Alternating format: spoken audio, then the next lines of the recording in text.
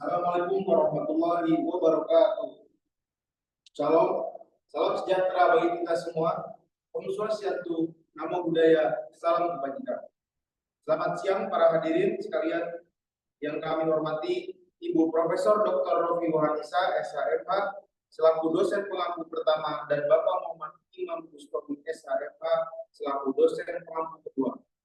Pada kesempatan pagi hari ini, izinkan kami memperkenalkan diri. Kami dari Rombel 11, kelompok 3, saya, Zidan, selaku panitera pengganti, dan selanjutnya, saya Gamal Fadilah selaku hakim ketua. Saya Alika Herana Putra selaku hakim anggota. Saya bersama selaku hakim anggota. Saya Muhammad Rizik sebagai hakim anggota. saya Sun Junior selaku hakim anggota. Saya Halil Jaidi selaku kuasa hukum pemohon. Saya Muhammad Afan Hayasmi selaku kuasa hukum pemohon. Saya Janan Fadilah selaku kuasa hukum pemohon. Saya Fadil Harun selaku kuasa hukum pemohon. Selaku DPR. Saya Kadir Jawa Madura selaku DPR.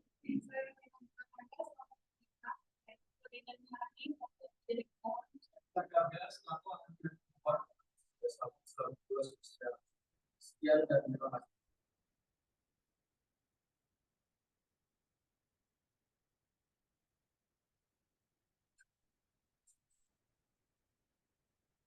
Kasus posisi dalam pelaksanaan pemilihan umum di Indonesia berdasarkan amanat pasal 22E ayat 1 Undang-Undang Dasar Negara Republik Indonesia tahun 1945 menyatakan bahwa pemilihan umum dilaksanakan secara langsung, umum, bebas, rahasia, jujur, dan adil setiap 5 tahun sekali.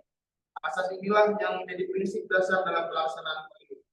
Om Yeni dan Handri Mangke adalah dua calon anggota DPRD yang merasa hak-hak mereka diberikan akibat penjelasan dalam pasal 280 ayat 1 huruf H Undang-Undang Pemilu. Sebagai calon wakil rakyat, mereka seharusnya bisa menyampaikan visi dan program kerja kepada masyarakat luas. Namun, aturan dalam pasal tersebut ternyata memiliki halangan mereka. Dalam pelaksanaan pemilu, salah satu prosedurnya adalah kampanye. Kampanye merupakan salah satu prosedur pemilu yang sangat penting sebagai upaya untuk menaikkan elektabilitas. Pelaksanaan kampanye harus dilaksanakan berdasarkan asas langsung, umum, bebas, rahasia, jujur, dan adil. Namun dalam faktanya, dalam kampanye seringkali asas tersebut tidak dilaksanakan. Om ini sebagai calon anggota DPRD Provinsi DKI Jakarta, akibat adanya penjelasan pasal 280 ayat 1 huruf H Undang-Undang Nomor 7 Tahun 2017 tentang pemilihan umum. Pasal 280 ayat 1 huruf H melarang penggunaan fasilitas pemerintah, tempat ibadah, dan tempat pendidikan sebagai lokasi kampanye. Bagi Om dan Andre, ketentuan ini justru menghambat upaya mereka untuk menyosialisasikan diri dan program yang ingin mereka perjuangkan di DPRD. Mereka memahami bahwa tujuan larangan ini adalah menjaga netralitas dan ketertiban kampanye. Namun dalam kenyataannya, aturan ini justru menyulitkan mereka dalam menjangkau masyarakat, terutama di wilayah-wilayah yang sudah memiliki banyak alternatif tempat untuk mengumpulkan orang. Sebagai calon anggota legislatif yang berkampanye di daerah, mereka menghadapi situasi unik di banyak wilayah yang mereka jangkau. Tempat ibadah kita adalah satu lokasi yang memadai untuk bertemu warga di daerah, pedesaan, atau tempat kecil. Misalnya, tempat-tempat ini seringkali menjadi pusat aktivitas sosial dan menjadi satu-satunya tempat kumpul bagi masyarakat setempat. Dengan adanya larangan tersebut, mereka merasa kesulitan untuk menyampaikan program-program mereka secara langsung kepada publik. Om dan Handri juga merasa bahwa aturan ini berdampak pada efektivitas kampanye mereka tanpa akses ke fasilitas-fasilitas yang biasanya ramai dikunjungi warga. Upaya mereka untuk menjelaskan program kampanye kepada masyarakat terbatas. Mereka melihat bahwa calon-calon lain yang memiliki akses ke fasilitas kampanye pribadi mungkin bisa beradaptasi lebih baik. Tapi bagi mereka yang bergantung pada fasilitas umum, aturan ini sangat merugikan. Dalam pandangan Om dan Handri, aturan ini pada akhirnya menimbulkan kesenjangan antara kandidat yang memiliki lebih banyak akses dan mereka yang tidak. Merasa dirugikan oleh temuan ini, Om Yeni dan Handri akhirnya memutuskan untuk mengajukan permohonan uji materi ke Mahkamah Konstitusi. Mereka dengan mempertimbangkan kondisi di lapangan dan kebutuhan masyarakat daerah. Bagi mereka, aturan ini perlu diberi kelonggaran agar kampanye politik bisa tetap berjalan efektif dan adil, khususnya di wilayah-wilayah yang memiliki keterbatasan tempat publik untuk berkumpul. Sekian dari kasus posisi yang telah saya bacakan. Selamat menyaksikan.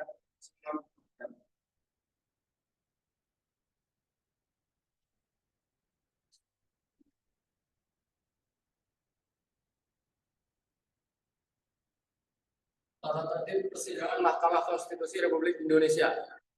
1. Para pihak, saksi dan ahli yang hadir untuk mengikuti persidangan wajib mengisi daftar hadir yang disediakan oleh Kepanitraan Mahkamah. 2. Para pihak, saksi, ahli dan pengunjung sidang yang menghadiri sidang wajib mengenakan pakaian rapi dan sopan. Sedangkan advokat harus menggunakan toga. 3. Anak di bawah umur 12 tahun dilarang menghadiri persidangan kecuali untuk kepentingan pemeriksaan persidangan dan atau mendapat izin khusus dari mahkamah. 4. Pengunjung sidang wajib bersikap tertib, tenang, dan sopan. 5. Pengunjung sidang dilarang a. membawa senjata dan atau benda-benda lain yang dapat membahayakan atau mengganggu jalannya persidangan. B. Membuat gaduh, berlalu lalang, bersorak-sorai, dan bertepuk tangan di dalam ruang sidang selama persidangan berlangsung. C. Mengaktifkan alat komunikasi selama persidangan berlangsung. D. Membawa peralatan demonstrasi masuk ke ruang sidang. E. Merusak dan atau mengganggu fungsi sarana, prasarana, dan atau perlengkapan persidangan lainnya. F. Makan dan minum di ruang sidang selama persidangan berlangsung. G. Menghina para pihak, saksi, dan ahli. H.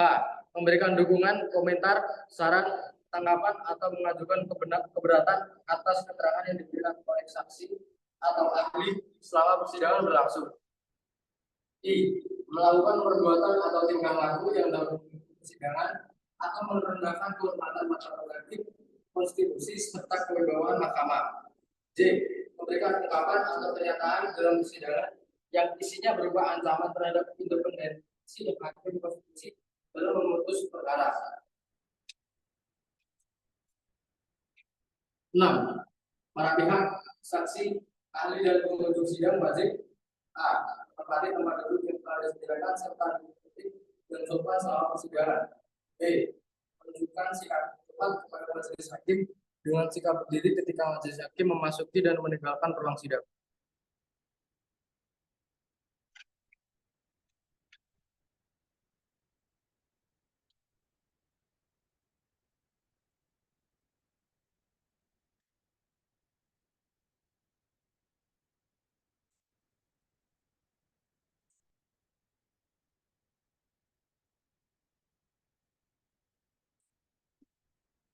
Para hadirin masuki ruang persidangan.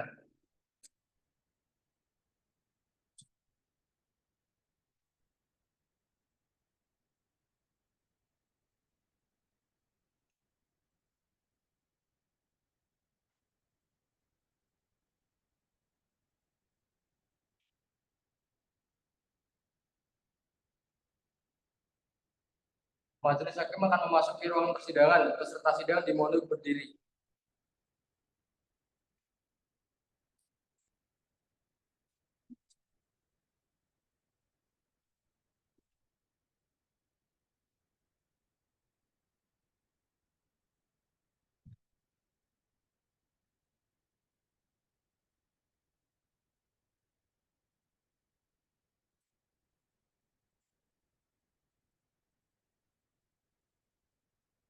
Silakan duduk kembali.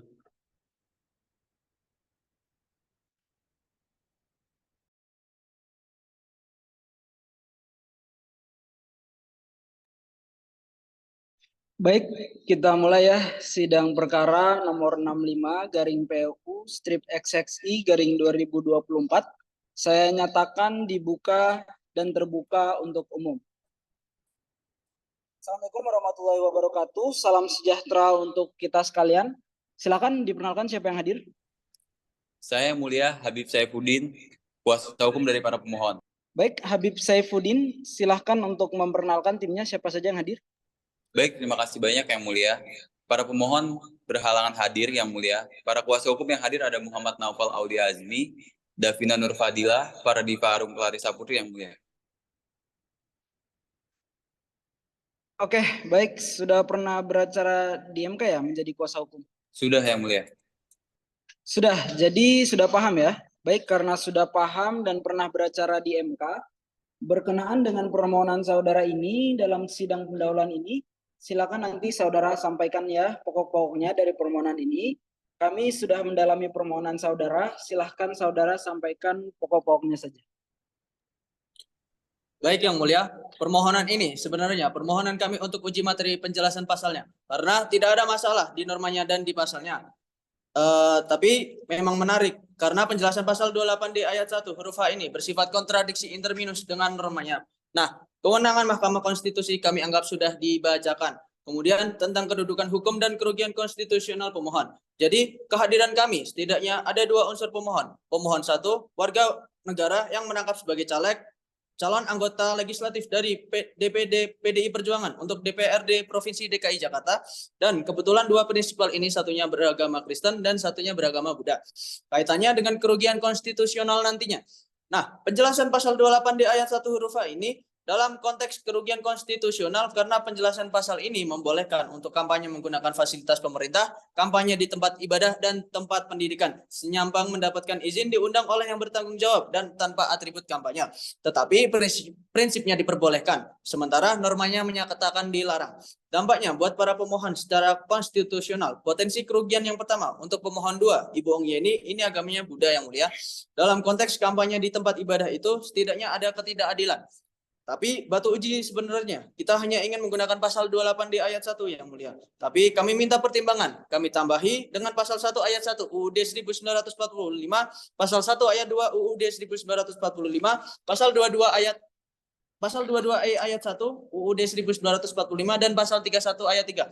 Nah, pasal 1 ayat 1 ini konteksnya adalah tentang negara kesatuan. Jadi, kampanye di tempat ibadah itu berpotensi menurut para pemohon memperlemah prinsip-prinsip negara kesatuan. Karena seharusnya para pemilih itu dalam memilih tidak berbasis kepada latar belakang agamanya. Yang disampaikan terkait dengan batu ujinya ya? Ya, batu ujinya pasal 1 ayat 1 tentang negara kesatuan. Oh, bukan ayat 3 ya?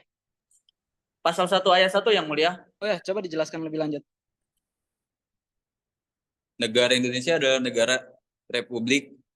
Jadi prinsip negara kesatuan otomatis melemah jika ini dibiarkan kampanye di tempat ibadah.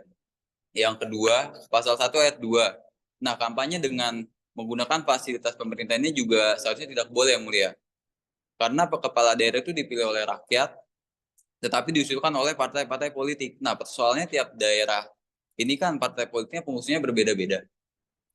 Kekhawatiran kami kepala daerah dalam arti sebagai bagian dari pemerintah tidak netral nantinya dalam memberikan fasilitas pemerintah untuk digunakan sebagai kampanye tergantung dari caleg atau presiden yang berasal dari partai pendukung maupun pengusung dari kepala daerah tersebut. Sehingga ketidaknetralan pemerintah dalam hal ini kepala daerah dan presiden. Kekhawatiran kami justru akan memperlemah prinsip-prinsip kedaulatan rakyat sehingga bertentangan dengan pasal 1 ayat 2 Undang-Undang Dasar. Nah, yang kedua, penjelasan pasal ini karena bersifat kontradiksi interminus, akhirnya membuat ketidakpastian hukum sehingga bertentangan dengan pasal 28D ayat 1 karena satu sisi pemohon 2 Ong Yeni ini menjadi bingung apakah patuh pada pasal 28D ayat 1 huruf H ataukah pada penjelasannya karena bersifat kontradiktif sehingga ada ketidakpastian hukum. Kemudian yang terakhir, batu ujinya kerugian konstitusional pasal 31 ayat 3 tentang mencerdaskan kedaulatan bangsa. Sama yang mulia, bahwa sebagai pemilih kita kehilangan hak untuk mendapatkan penyelenggaraan pemilu yang menempatkan lembaga pendidikan tetap netral dengan tugas pokoknya yaitu mencerdaskan kedaulatan bangsa tanpa perlu terbelah-belah dengan konfigurasi kekuasaan politik dalam pemilu 5 tahunan. Baik langsung Pak, itu kerugian konstitusional masuk langsung pada pokok perkara. Pada prinsipnya, dalam pokok perkara kami sama yang mulia, bahwa pertama bahwa kami menggunakan pendekatan penjelasan pasal itu berdasarkan Undang-Undang Nomor 12 Tahun 2011 bahwa penjelasan pasal itu tidak boleh membuat norma baru, tidak boleh memperluas norma. Yang kedua, tidak boleh bertentangan dengan norma dengan materi pokoknya. Terus yang terakhir, tidak boleh memuat rumusan bersifat delegatif. Nah, penjelasan pasal ini justru membuat norma baru yang mulia, Bahkan penjelasan pasal ini menabrak materi pokok yang ada di norma pasal 282 ayat 1 huruf H. Tidak sebatas itu, bahkan kalaupun tadi dipraktikkan, penjelasan pasal ini akan membuat aturan bersifat delegatif yang tidak boleh sebenarnya. Dan kami kemarin sempat komunikasi dengan komisioner di KPU RI, mereka sudah menyiapkan peraturan KPU-nya. Rancangan peraturan KPU tentang kampanye tempat ibadah dan tempat pendidikan yang menggunakan fasilitas pemerintah, padahal penjelasan pasal tidak boleh memerintahkan atau pembuatan norma baru aturan yang lebih rendah. Nah, sehingga penjelasan pasal 28D ayat 1 huruf H ini bersifat kontradiksi interminis. Maka menurut kami bertentangan dengan pasal 28D ayat 1 Undang-Undang Dasar tahun 1945 khususnya tentang kepastian hukum. Selebihnya sesama dengan materi pokok yang mulia, sama dengan kedudukan konstitusional di materi pokok tentang kenapa kami menggunakan batu uji pasal 1 ayat 1, pasal 1 ayat 2, dan pasal 22 ayat 1, dan pasal 31 ayat 3 Undang-Undang Dasar kami anggap juga sudah dibacakan langsung pada petitum yang mulia. Ya, tolong dibacakan lengkap petitumnya ya. Ya, baik yang mulia. 1. Mengabulkan permohonan para pemohon untuk seluruhnya. 2. Menyatakan penjelasan pasal 280 ayat 1 huruf H Undang-Undang Nomor 7 Tahun 2017 tentang Pemilihan Umum bertentangan dengan pasal 1 ayat 1, pasal 1 ayat 2, pasal 22 ayat 1, pasal 28 ayat 1, dan pasal 31 ayat 3 Undang-Undang Dasar Negara Republik Indonesia tahun 1945 sehingga dinyatakan dihapus. 3. Memerintahkan pembuatan putusan ini dalam Berita Negara Republik Indonesia sebagaimana mestinya, atau apabila mahkamah berpendapat lain, mohon putusan yang seadil-adilnya. Terima kasih banyak yang mulia. Ya, terima kasih kembali. Jadi yang saudara mohonkan ini adalah konstitusionalitas terkait dengan penjelasan pasal 280 ayat 1 huruf H yang saudara anggap tidak sesuai dengan norma pokoknya.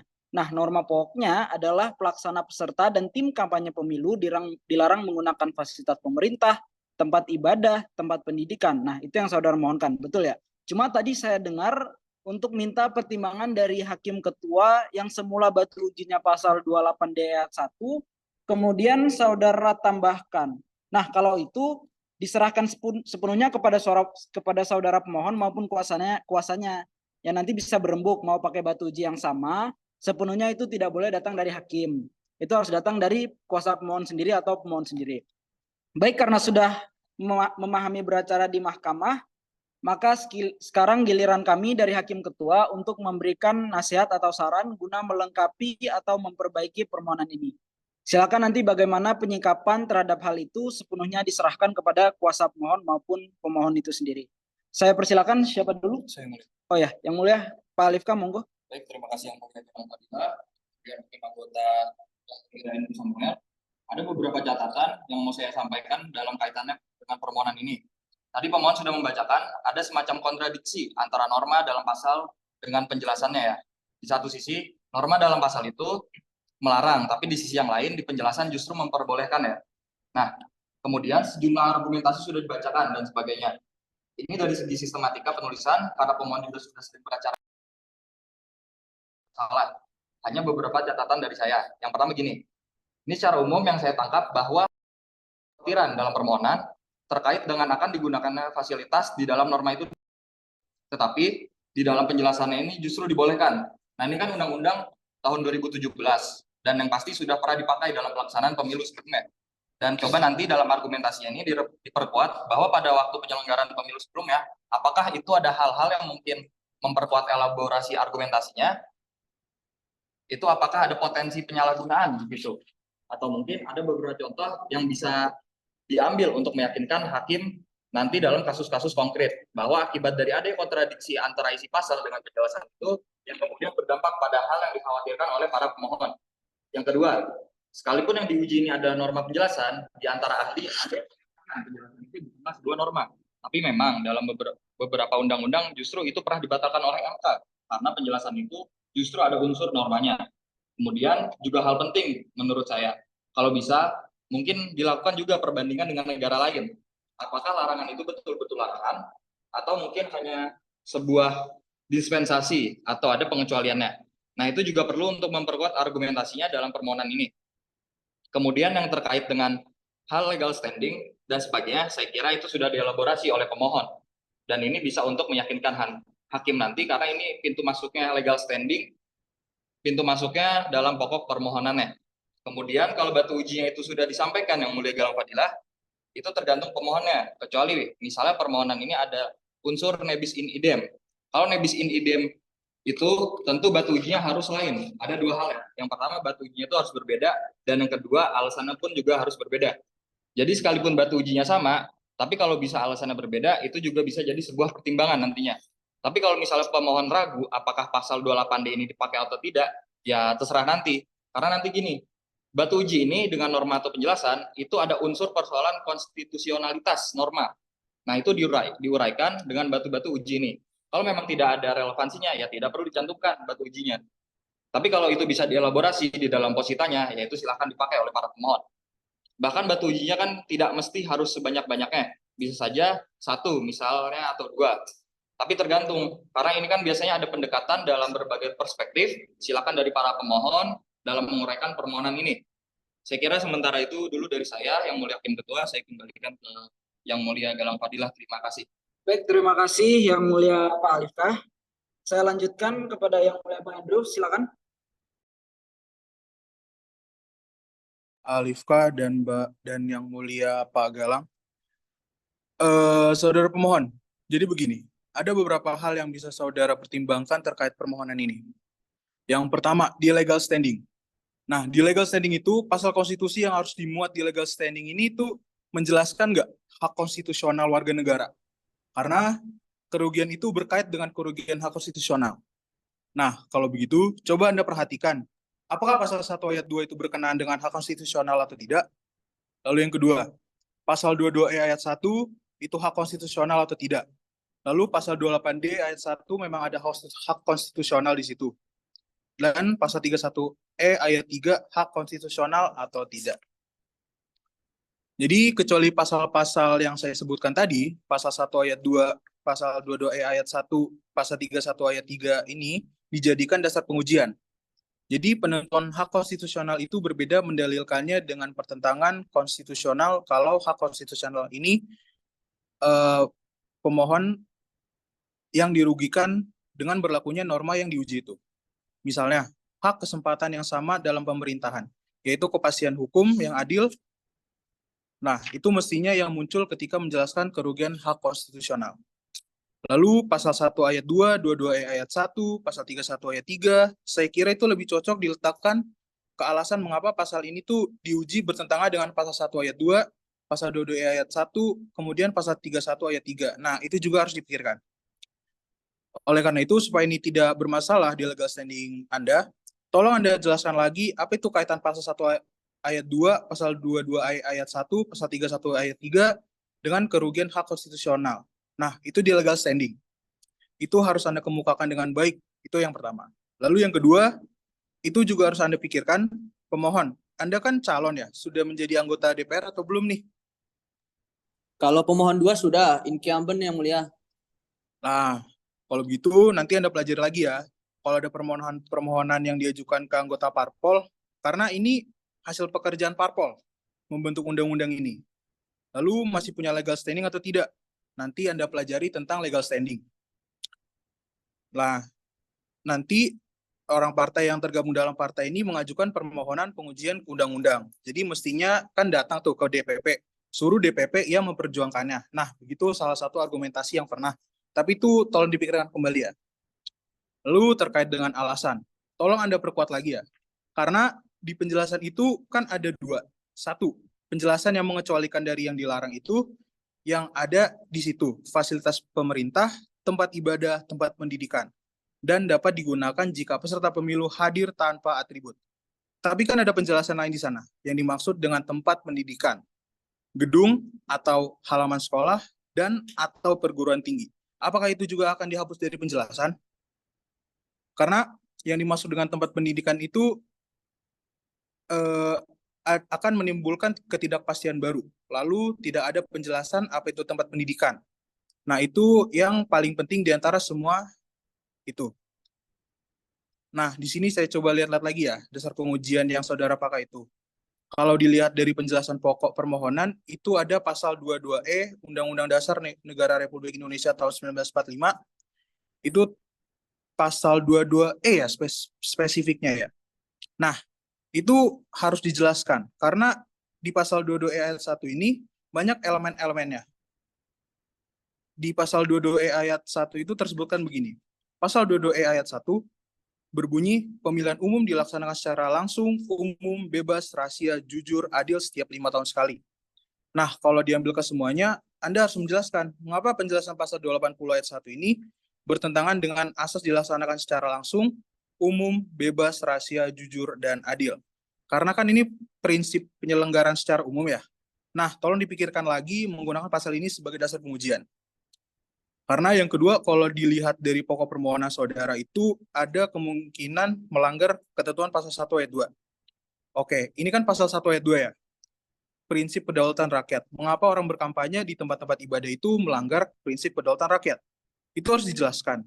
Kalau tidak, ada penjelasan ini. Kan tidak menyambung antara penjelasan yang diuji dan pasal pengujian. Jadi harus ada bangunan argumentasinya. Bahwa kalau di tempat ibadah itu melanggar kedaulatan rakyat.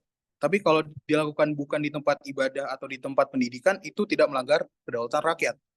Itu harus Anda jelaskan secara clear supaya kami bisa melihat memang ada pertentangan dengan konstitusi. Apalagi menyebut pasal 29 ayat 2 dan pasal 31 ayat 3. Jadi begini, kalau Anda memilih dasar pengujian itu 4 atau 5, di sini ada 3 atau 4 dasar pengujian. Kewajiban pemohon menjelaskan mengapa norma atau penjelasan atau bagian tertentu dari undang-undang yang diuji konstitusionalitasnya itu bertentangan dengan pasal-pasal yang dijadikan dengan dasar pengujian nanti. Jadi semakin banyak mengambil pasal sebagai dasar pengujian, tugas Anda ini semakin berat menjelaskan kepada setiap pasal-pasal itu. Kalau tidak, nanti akan dikatakan karena ini tidak ada penjelasan yang berkaitan dengan beralasan menurut hukum. Tidak ada penjelasan, tidak beralasan menurut hukum. Nanti yang kami nilai itu ada kaitannya saja. Nah, hati-hati begitu ya. Jadi 2 nasihat saya. Lihat lagi soal hak konstitusional yang ada di legal standing, sebab kalau Anda terhambat di situ, kita tidak akan masuk ke pokok permohonan. Nanti akan dinokan perkara ini. Lalu kemudian di bagian argumentasi yang digunakan untuk menilai pertentangan dengan konstitusi, jadi bisa menggunakan perbandingan juga. Ada nggak di tempat lain di dunia ini yang dilarang orang ke tempat ibadah dan segala macamnya itu melakukan kampanye? Oke, itu saja. Tolong dipikirkan dengan baik. Terima kasih yang mulia. Saya kembalikan. Oke, baik. Terima kasih yang mulia Pak Andrew. Jadi begini ya, saudara kuasa pemohon, sudah banyak yang disampaikan ya. Saya hanya ingin menggarisbawahi saja. Yang saudara mohonkan ini kan penjelasan pasal 280 ayat 1 huruf H. Penjelasan itu bukan norma ya. Yang normanya adalah pasal 280 ayat 1 huruf H-nya. Saudara sudah mengutip bahwa penjelasan itu adalah hal yang memuat uraian. Nah, ini nanti tolong bisa diuraikan dan juga dikasih catatan pasal berapa dari Undang-Undang Nomor 12 yang Anda kutip. Persoalannya adalah terkait dengan apa yang saudara mohonkan ini. Saudara mengatakan tadi kan ada pendelegasian peraturan, bahkan peraturan KPU. Tolong diberikan bukti juga soal itu. Selama ini apakah memang sudah ada peraturan KPU yang mengatur soal bagaimana penggunaan fasilitas pemerintah, tempat ibadah, tempat pendidikan itu ketika pemilu yang akan datang. Itu nanti tolong Anda tambahkan, kuatkan argumentasi itu. Kalau bisa buktinya juga dari peraturan KPU yang terdahulu dan syukur-syukur kalau Anda punya draft yang baru yang akan dibentuk dalam hal ini walaupun sebetulnya di dalam penjelasan tidak ada pendelegasian. Soal peraturan yang akan dibentuk soal itu apakah itu mendasarkan pada penjelasan atau sesungguhnya hanya pada norma pokoknya dari pasal 280 ayat 1 huruf H-nya. Nanti tolong saudara kuatkan lagi soal itu. Kemudian yang berikutnya adalah saudara kalau bisa tolong carikan juga risalah pembentukan undang-undang ini. Partai politik saudara kan ikut terlibat di dalamnya. Itu gimana proses pembahasan penjelasan itu kalau bisa ditambahkan lagi kalau ada ya. Kemudian yang berikutnya saya juga menggarisbawahi terkait dengan kerugian hak konstitusional. Saudara memang masih bercampur dengan batu uji ya. Silakan nanti saudara pilih karena bicara hak konstitusional. Nanti kalau saudara masih bingung, saudara bisa cari di buku 66 ikon hak konstitusional warga negara yang diterbitkan oleh Mahkamah Konstitusi. Kemudian pasal yang saudara jadikan dasar bahwa ada anggapan kerugian hak konstitusional, itu saudara jadikan dasar bahwa ada anggapan kerugian konstitusional. Nah, kalau ini kan masih bercampur antara batu uji dengan hak konstitusional jadi satu. Sementara memang pasal-pasal yang saudara munculkan sebagai hak konstitusional, nggak semuanya adalah hak konstitusional itu. Nanti saudara pikirkanlah, saudara pilah-pilah, nanti di situ bisa jadi sama diantaranya, bisa jadi juga berbeda. Tolong saudara pertimbangkan soal itu. Kemudian saya juga sepakat ini, kalau saudara menyatakan bahwa batu uji atau dasar ujiannya sekian banyak, ya memang tanggung jawab saudara harus menguraikan satu persatu nanti. Misalnya penjelasan pasal 280 dan seterusnya bertentangan dengan pasal 1 ayat 1. Anda harus uraikan argumentasi, harus saudara bangun itu entah dengan doktrinnya, dengan risalah sidang, atau apapun untuk menguatkan itu. Silahkan, seberapa banyak batu uji itu sebenarnya terserah kepada para mohon maupun kuasanya. Tapi saudara bangun argumentasi yang kuat soal itu. Itu yang memang di sini masih bercampur aduk.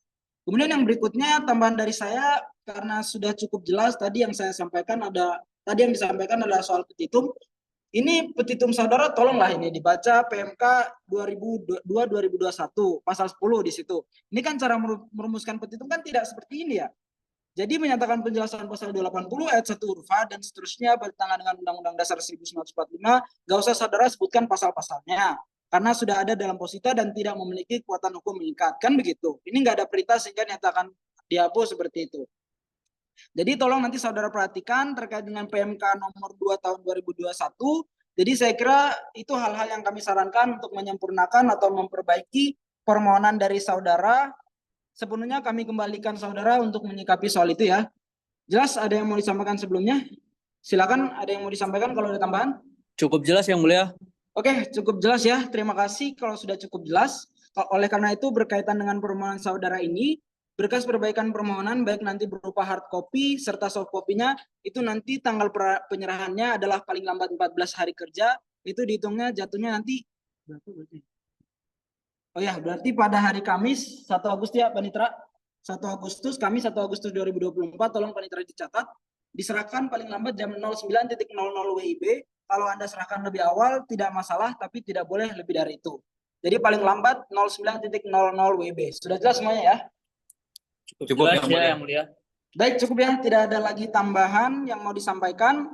Baik, kalau tidak ada lagi, ada tambahan yang mulia? Ada tambahan?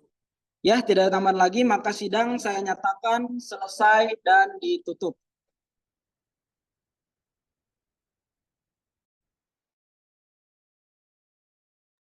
Majelis Hakim sidang pemeriksaan pendahuluan serta persidangan dimulai.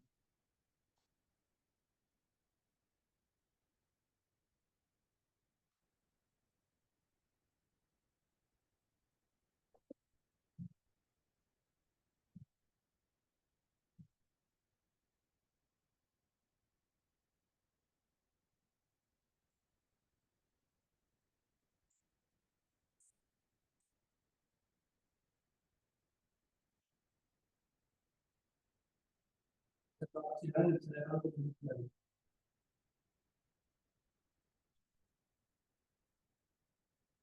Majelis Hakim sidang perbaikan permohonan disilakan memasuki ruangan sidang. Peserta sidang dimohon untuk berdiri.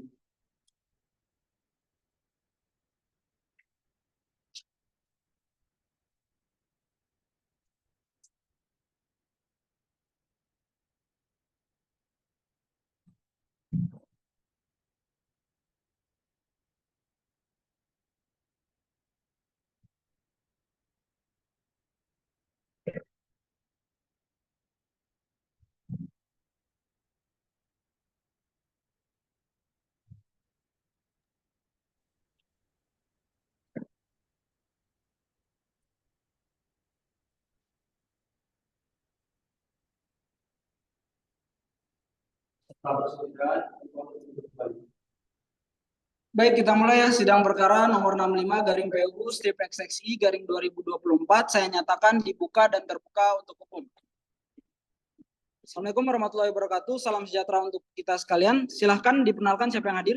Saya Yang Mulia Davina Nur Fadila, kuasa hukum dari para pemohon. Baik, Ibu Davina, silakan untuk memperkenalkan timnya yang hadir siapa saja. Baik, terima kasih Yang Mulia. Para pemohon berhalangan hadir.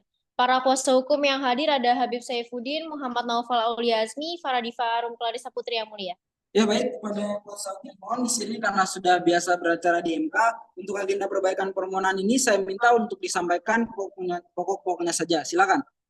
Baik, terima kasih Yang Mulia. Sesuai arahan sidang pendahuluan sebelumnya terkait masukan dari Yang Mulia Andrew Samuel Halatua Pandiangan dan Yang Mulia Hakim Ketua, kami telah mengecek kembali legal standing pemohon 2 yaitu Ong Yeni terkait statusnya sebagai incumbent. Berdasarkan alat bukti P9, Ong Yeni adalah anggota DPRD DKI Jakarta periode 2019-2024. Sebagaimana diketahui, anggota DPRD bukan bagian dari legislator, melainkan bagian dari pemerintah daerah maupun eksekutif. Dengan demikian, kami berpendapat bahwa yang bersangkutan tetap memiliki legal standing sebagai pemohon. Kedua, Yang Mulia menindaklanjuti saran dari Yang Mulia Samuel Halatua Pandiangan terkait hak konstitusional dan Yang Mulia Galang Fadilah terkait 66 ikon hak kewarganegaraan. Kami telah melakukan pengecekan. Hasilnya, kami menyadari bahwa perlunya merevisi batu uji yang kami ajukan. Kami hanya mengajukan hak konstitusional yang berpotensi merugikan kami sebagai pemohon, yaitu antara lain pasal 22E ayat 1 tentang hak memilih dalam pemilu dengan asas keadilan, kemudian pasal 28D ayat 1 tentang hak atas kepastian hukum yang adil. Lalu, terkait kerugian aktual dari Bapak Alifka Herlanda Putra, kami telah melakukan riset selama 12 hari di DKI Jakarta, tetapi belum menemukan kerugian yang spesifik. Namun, kami mencatat bahwa dampak dari pasal 280 ayat 1 huruf H, sebagaimana diatur dalam peraturan KPU nomor 23 tahun 2018 pasal 69 ayat 4, menghapus kampanye di tempat ibadah, pendidikan, dan fasilitas pemerintah dari kategori tindak pidana pemilu. Kerugian aktual yang kami sampaikan adalah akibat dari lahirnya peraturan KPU tersebut. Kemudian Yang Mulia Alifka Herlanda Putra juga menyarankan kami untuk menambahkan referensi jurnal. Karena keterbatasan waktu, kami hanya menggunakan 2 jurnal. Yang pertama yaitu jurnal Tony Prayogo yang mendukung materi batu uji terkait asas kepastian hukum yang adil, terutama dalam uji materi di Mahkamah Agung dan Mahkamah Konstitusi. Kedua, jurnal De Gruyter Stephenson yang memperkuat asas adil dalam pemilu.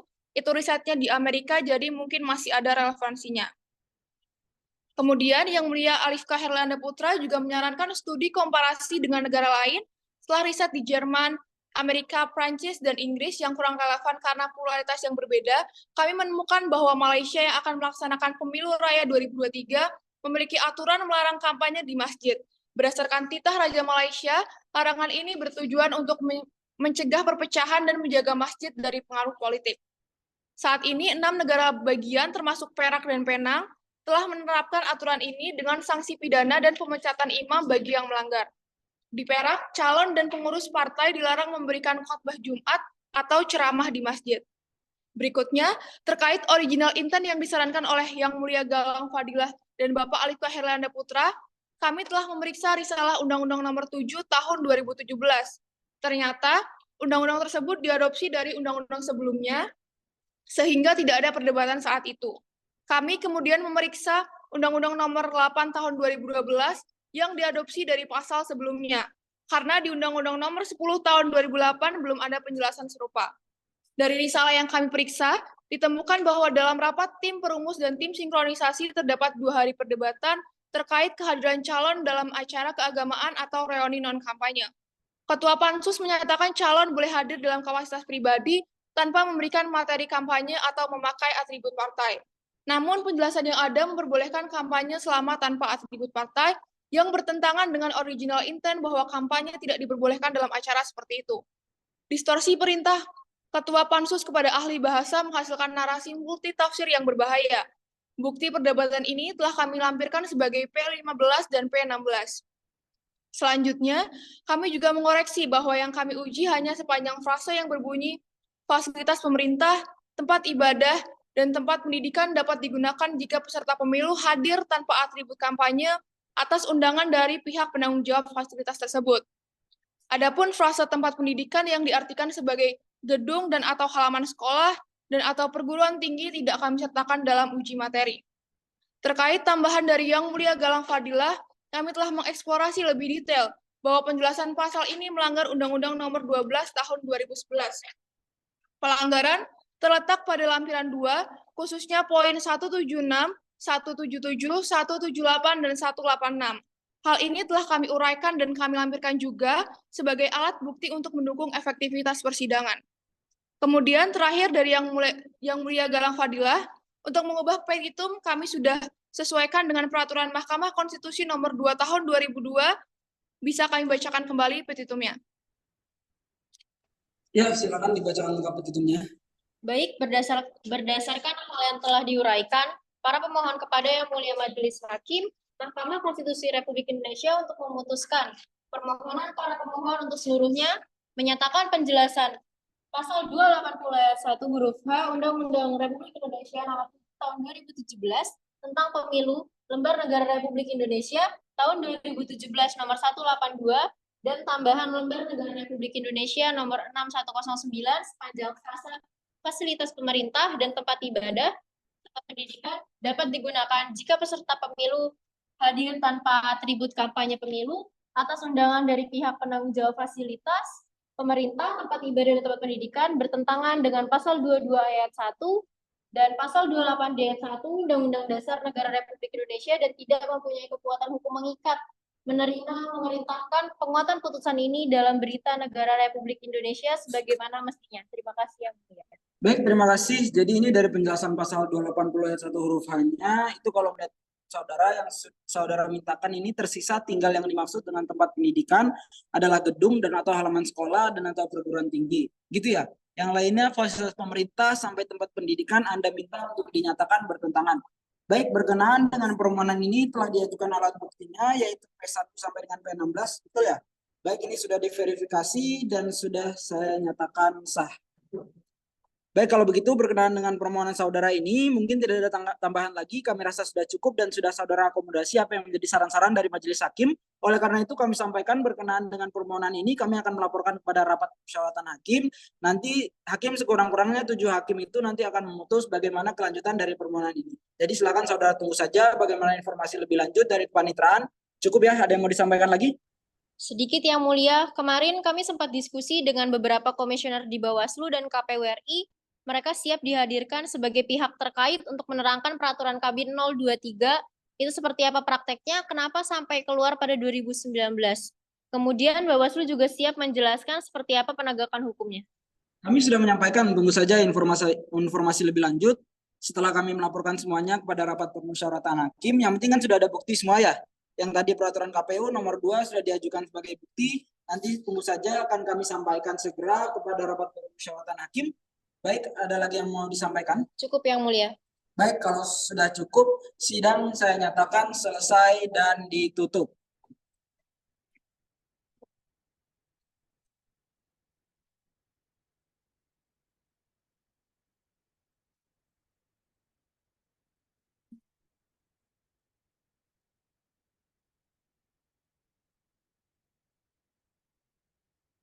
Sidang dibuka dan dinyatakan terbuka untuk umum.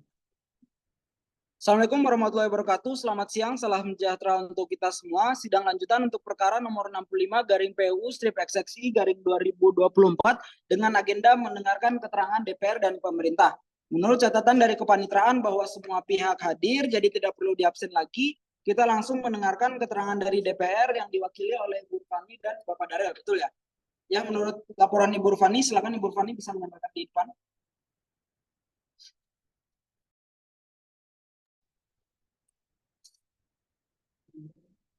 Baik, terima kasih Yang Mulia. Kami telah mengirimkan soft copy keterangan DPR untuk memudahkan proses. Berikut adalah pokok-pokoknya. Pemohon menguji pasal 280 ayat 1 huruf H Undang-Undang Pemilu yang dianggap bertentangan dengan UUD 1945.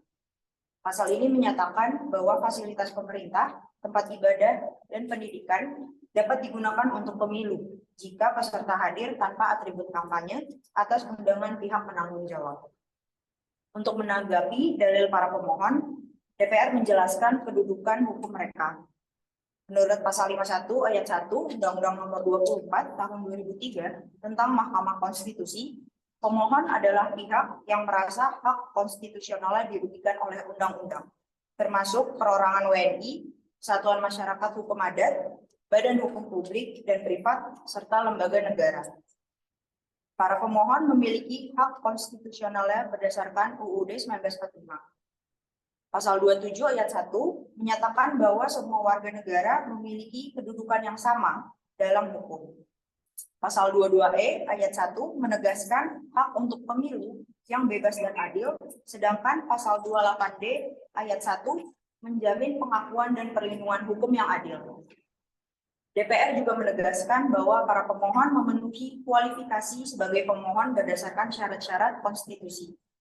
Mereka adalah warga negara yang berhak memilih dalam pemilu 2024 dan berpotensi dirugikan oleh penjelasan pasal 280 ayat 1 huruf A Undang-Undang Pemilu yang memungkinkan penggunaan fasilitas publik untuk kampanye dengan syarat tertentu. Hal ini dapat menciptakan ketidakpastian hukum dan merugikan hak pemilih, terutama dalam konteks potensi konflik identitas berdasarkan agama.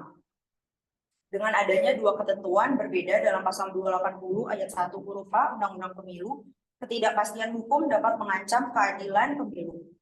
Pembolehan kampanye di tempat ibadah berpotensi menciptakan ketidakadilan dan konflik antar pendukung calon berdasarkan agama. DPR meminta agar permohonan pengujian diterima sepenuhnya atau diputuskan secara adil oleh Majelis Hakim Mahkamah Konstitusi. Baik, terima kasih Bapak. Silakan nomor 4. Kemudian perihal kualifikasi sebagai pemohon, menurut pihak DPR apakah para pemohon sudah memenuhi kualifikasi? Bisa disampaikan di depan.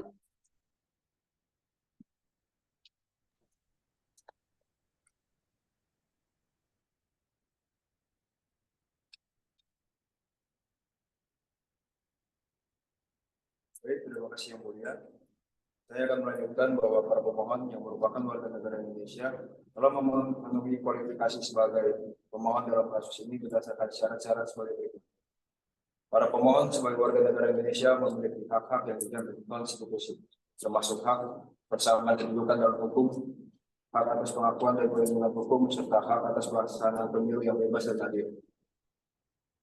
Pemohon terdaftar sebagai daftar pemilih sementara hasil perbaikan dan salah satunya merupakan bakal calon anggota DPRD Provinsi DKI Jakarta untuk pemilu 2024 dari Dapil 9. Sebagai warga negara, pemohon memiliki hak konstitusional untuk memilih dalam pemilu 2024 dan memiliki kesempatan yang sama untuk memilih calon berdasarkan informasi dari kampanye. Berkaitan dengan pasal 280 ayat 1 huruf H UU Pemilu, peserta pemilu dapat menggunakan fasilitas pemerintah, tempat ibadah, dan tempat pendidikan jika hadir tanpa atribut kampanye dan atas undangan pihak penanggung jawab. Hal ini dianggap menghalangi hak pemohon untuk mendapatkan integrasi substantif dalam pemilihan.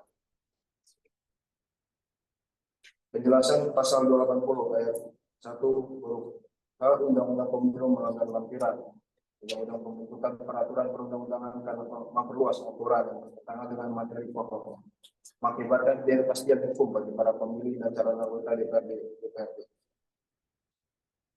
Penggunaan tempat ibadah untuk kampanye berpotensi menciptakan konflik identitas berbasis agama. Merujuk pada pengalaman Pilgub DKI 2017. Hal ini telah menimbulkan konflik antar pendukung dan masalah perbedaan agama yang merugikan hak pemohon dalam memilih kandidat.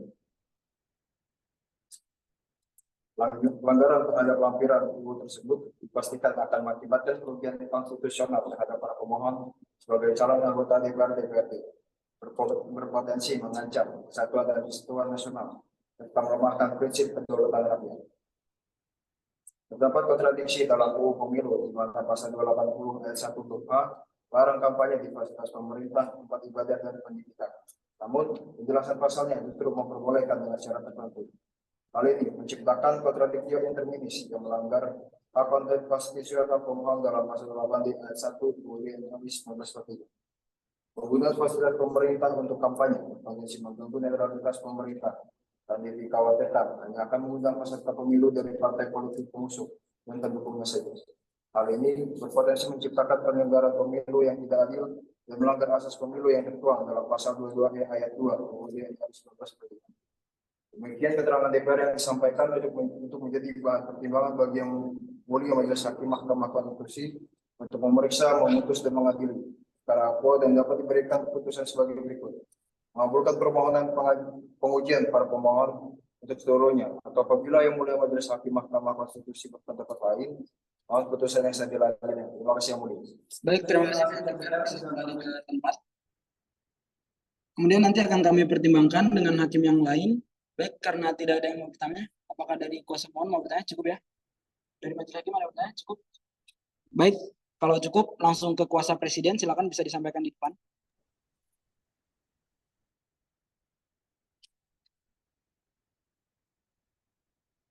Baik, Assalamualaikum warahmatullahi wabarakatuh. Yang mulia ketua dan anggota Majelis Hakim Mahkamah Konstitusi Republik Indonesia, izin kami menyampaikan keterangan Presiden terkait permohonan uji materi Undang-Undang Nomor 7 Tahun 2017 tentang Pemilu terhadap Undang-Undang Dasar 1945. Yang pertama, berdasarkan pasal 54 ayat 1 Undang-Undang Nomor 24 Tahun 2003 tentang Mahkamah Warga Indonesia yang merasa hak konstitusionalnya diberikan oleh undang-undang. Menurut pemerintah, perlu dipertanyakan apakah pemohon layak dianggap sebagai pihak yang merasa hak konstitusionalnya diberikan oleh penjelasan pasal 280 ayat 1 huruf A Undang-Undang Pemilu. Apakah juga ada kerugian yang diakui pemohon bersifat spesifik terkait hak memilih atau setidaknya potensial? Dan apakah ada hubungan sebab akibat yang jelas antara kerugian tersebut dan berlakunya undang-undang yang diuji? Selanjutnya, bahwa para pemohon berpendapat bahwa hak konstitusional mereka sebagaimana diamanatkan pasal 28D ayat 1 Undang-Undang 1945 dilanggar. Adanya dua ketentuan berbeda dalam pasal 280 ayat 1 huruf A Undang-Undang Pemilu menciptakan kontradiksi. Meskipun penjelasan pasal bukan norma. Hal ini menyebabkan ketidakpastian hukum yang dianggap melanggar hak konstitusional pemohon. Ada penjelasan pemerintah terhadap materi yang dimohonkan oleh para pemohon. Baik, kepada yang mulia dan anggota Majelis Hakim Mahkamah Konstitusi Republik Indonesia, izin menjelaskan penjelasan pemerintah terhadap materi yang dimohonkan oleh para pemohon. Pasal 280 ayat 1 huruf H Undang-Undang Pemilu tentang pemilu dapat disampaikan sebagai hal-hal berikut. Yang pertama, penjelasan pasal tersebut memungkinkan penggunaan fasilitas pemerintah, tempat ibadah, dan tempat pendidikan untuk kampanye. Asalkan peserta pemilu hadir tanpa atribut kampanye dan diundang oleh pihak yang bertanggung jawab. Yang kedua, ketentuan ini bertentangan dengan asas keadilan dalam pemilu karena pengecualian tersebut berpotensi menciptakan ketidaksetaraan dalam penerapan asas keadilan. Mengingat perbedaan latar belakang pendidikan, agama, dan netralitas pejabat pemerintah terhadap peserta pemilu. Atas berkenannya dan perhatian yang mulia dan kedua anggota Hakim Konstitusi diucapkan terima kasih. Hormat kami, Jakarta 15 Agustus 2024. Hormat kami, Kuasa Hukum Presiden Republik Indonesia, Kementerian Hukum dan HAM. Demikian yang mulia. Terima kasih. Wassalamualaikum warahmatullahi wabarakatuh. Waalaikumsalam warahmatullahi wabarakatuh. Baik, terima kasih Kuasa Hukum Presiden Ibu Revalina. Kemudian selanjutnya dari Kuasa Hukum mohon apa ingin bertanya? Cukup ya? Dari pihak DPR mau bertanya? Cukup? Baik, dari meja hakim ada yang mau bertanya? Yang mulia Pak Rizik mungkin silakan. Baik, terima kasih yang mulia. Saya ke pemerintah. Mungkin nanti DPR Ibu Purvanisa Muria bisa juga nanti memberikan tanggapannya. Jadi begini Ibu Reva ya. Ini kan pengolongan terhadap materi muatan ayat, pasal, dan atau bagian undang-undang yang dimohonkan untuk diuji. Nanti bisa dijelaskan dan ditambahkan materinya ya Bu. Lalu saya ingin tahu Bu, bagaimana pandangan pemerintah terhadap materi yang dimohonkan.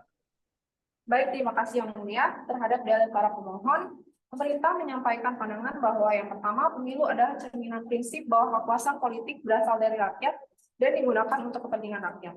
Pengaturan pemilu perlu dicantumkan dalam norma konstitusi untuk memastikan proses politik sesuai dengan nilai demokrasi dan kedaulatan rakyat seperti diatur dalam pasal 22E Undang-Undang Dasar 1945. Yang kedua, untuk mengurangi potensi negatif kampanye, diperlukan pembatasan dalam penyelenggaraan kampanye.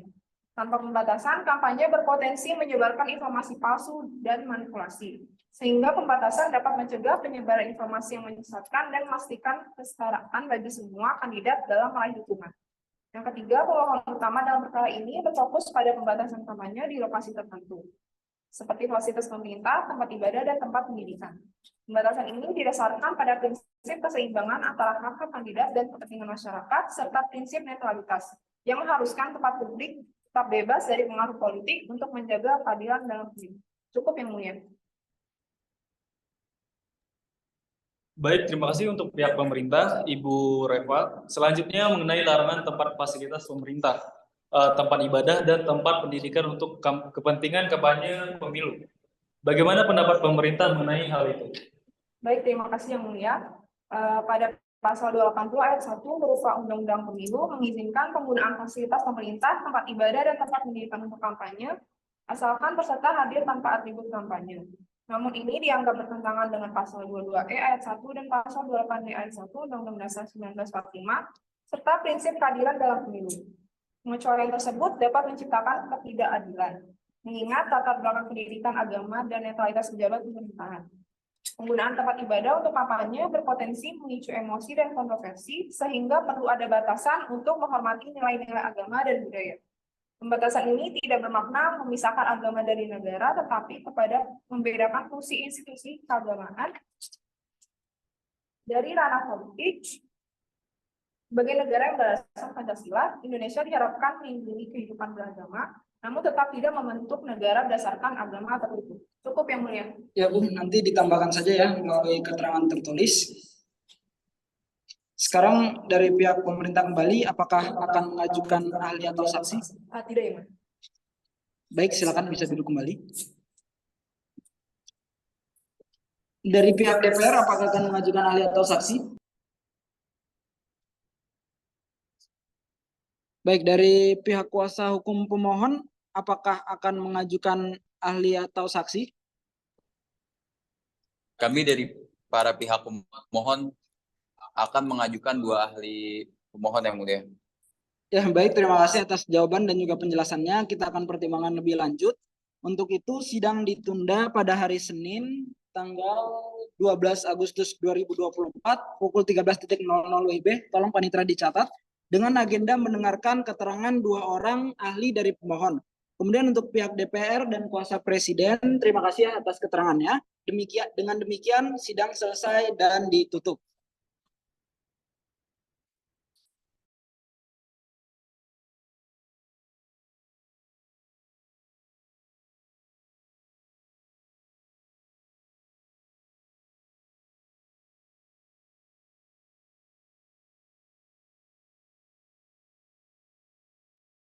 Bismillahirrahmanirrahim. Sidang dibuka dan dinyatakan terbuka untuk umum. Assalamualaikum warahmatullahi wabarakatuh. Selamat siang, salam sejahtera untuk kita semua. Hari ini adalah sidang lanjutan untuk perkara nomor 65 garing PUU strip XXI garing 2024 dengan agenda mendengarkan keterangan 2 orang ahli dari pemohon. Betul ya? Ya, silakan yang beralihkan. Baik, terima kasih yang sudah dalam Pak. Langsung saja dengan ahli bisa maju ke depan. Ahli bernama Permata Intan, apakah benar? Baik, Ibu Permata beragama Islam. Baik, jadi Pak Ketua mohon agak ahli disumpah dulu. Ya, baik, silakan. Mohon untuk yang mulia Alifka untuk sumpah, panitera bisa dibantu di depan.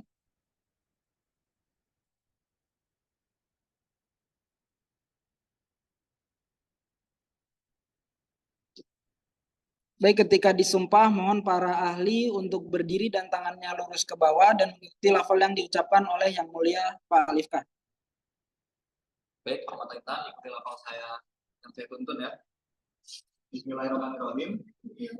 Demi Allah saya bersumpah sebagai ahli yang memberikan keterangan sebenarnya.